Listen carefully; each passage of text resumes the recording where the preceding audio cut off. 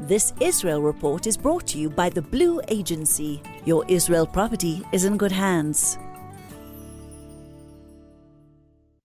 Owning properties in Israel can be a great investment, but challenging to manage if you're based abroad. The Blue Agency will manage every aspect of your property, finding and vetting tenants, maintaining your property and getting it rental ready, negotiating contracts and collecting rentals, reporting back to you regularly. The Blue Agency has built a reputation for trust and confidentiality over 20 years. The Blue Agency, your Israel property is in good hands. Contact us at www.theblueagency.com.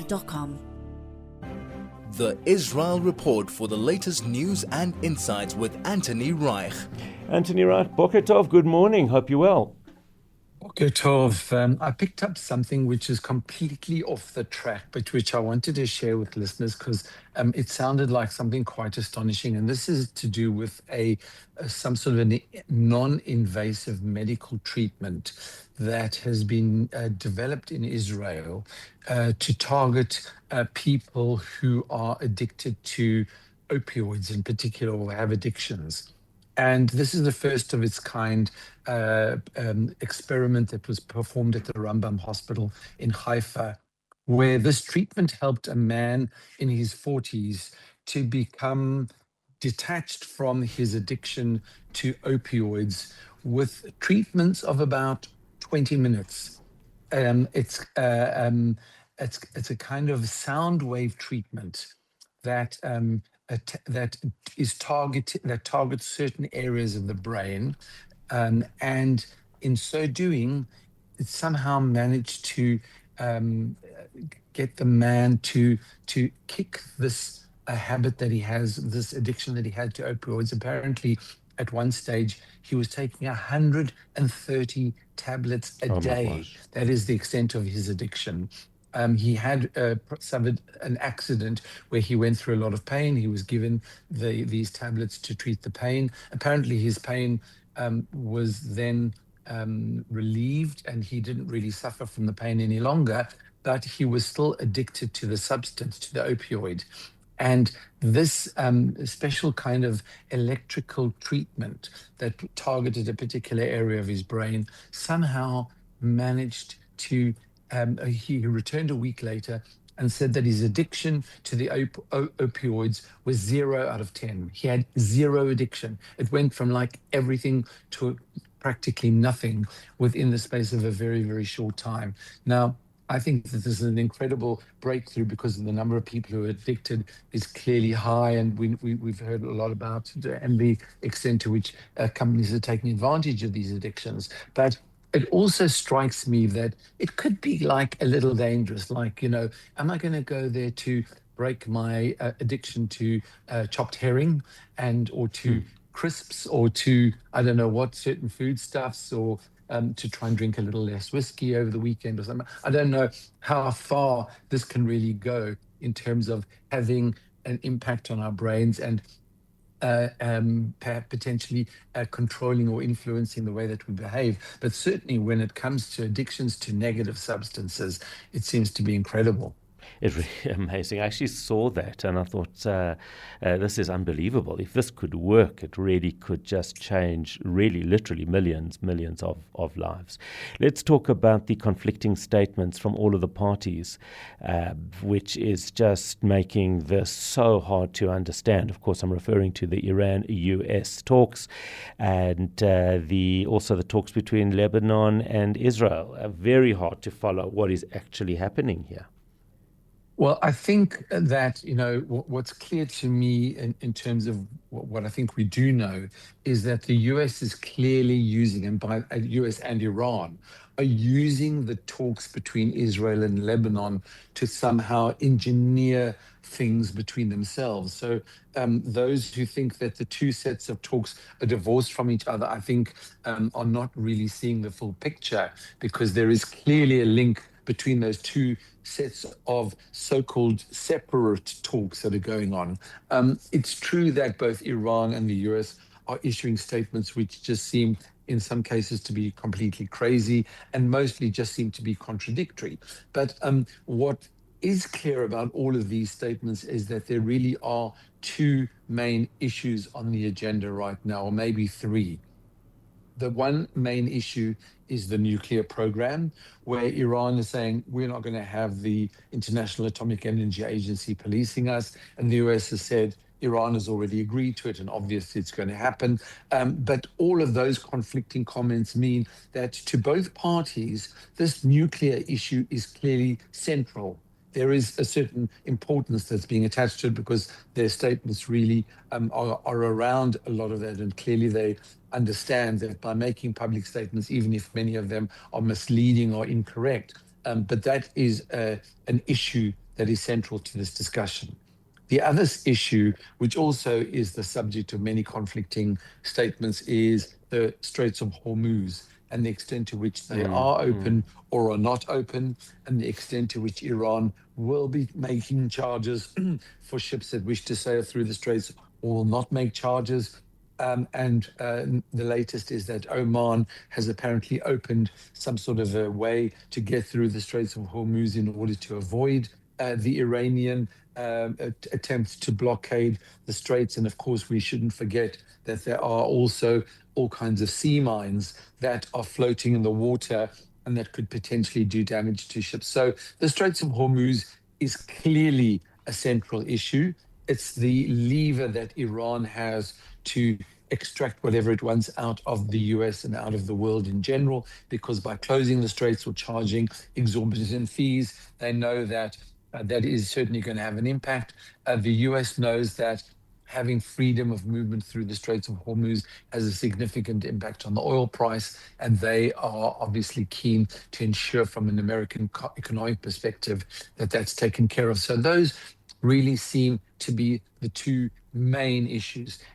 Linked to all of that, of course, is Hamas and Hezbollah in Lebanon and in Gaza, where the Iranians are saying that we won't agree to anything unless there is a ceasefire in Lebanon. And so they are desperately trying somehow to preserve whatever is left of Hezbollah, to try to preserve whatever forces and ammunition and infrastructure that they have in Lebanon.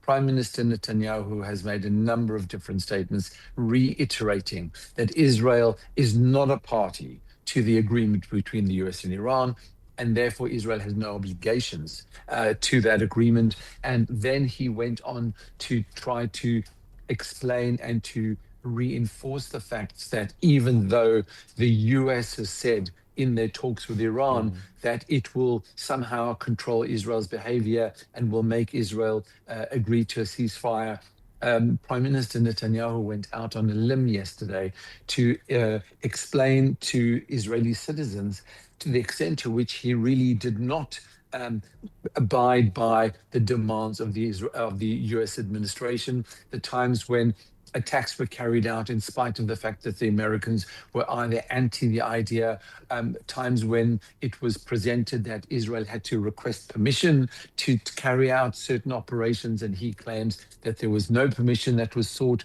The Americans were simply notified. For example, the war against Iran, he used as an example where he said, we didn't ask permission. We simply notified the Americans that we were doing it. And fortunately, in the end, they also joined in to assist us. But the point that he was making was that we are not beholden to the Americans, and he will not be asking permission, and he will also not be forced to do things which he believes is contradictory to the preservation of Israel's security and safety. So he keeps using the example of Lebanon, where he says the IDF continues to operate and to have freedom of movement without any restrictions by the Americans, and that the IDF is not being forced to only respond to immediate threats, but is also free to respond to threats which are considered to be a certain distance away and might transpire in the future. So lots and lots of discussion and contradiction, but these contradictions ironically do really reinforce what is important in all of these talks, because those are really the items that are the subject of all of these conflicting comments and contradictory statements. So, we will just continue to see how all of this goes. I certainly I'm not all that optimistic that some sort of a good agreement will be entered into in the end, will be concluded in the end. Exactly what will happen with Iran's nuclear program, I think, is still very much up for discussion. I don't think that discussion is clearly going to result in a shutdown of the Iranian nuclear program, and maybe not. Maybe it will be agreed, but they won't do it. So I'm very, very skeptical and somewhat cynical about where all of this is really going. Yeah, it's really and it's so hard to know because there's so many factors here that we just simply can't put together. Which I find is so interesting, because no matter who I speak to, no matter which expert I speak to, nobody's getting it. Nobody's quite understanding what is going on. I think what's really frustrating for everybody, the general public out there, is the amount of information that's being loaded on us. All of these social media statements which come out, dozens of them every day, contradictory and very, very, the language that's used is just so extreme and so explosive. This is a very strange world of international diplomacy. Certainly, once upon a time when everything was done behind the scenes and everything was sewn down and buttoned down and agreed, and only then was it made public. Well, those days are gone. I mean, a lot of the public discourse is now conducted through social media, and the public doesn't really want to hear all of that stuff. And we certainly don't want to hear all the extreme language and the threats and the bad language and everything else that comes out with it. It doesn't contribute in any way to this particular situation. The new UN report accused Israel of deliberately killing children in Gaza. Anything new in this accusation?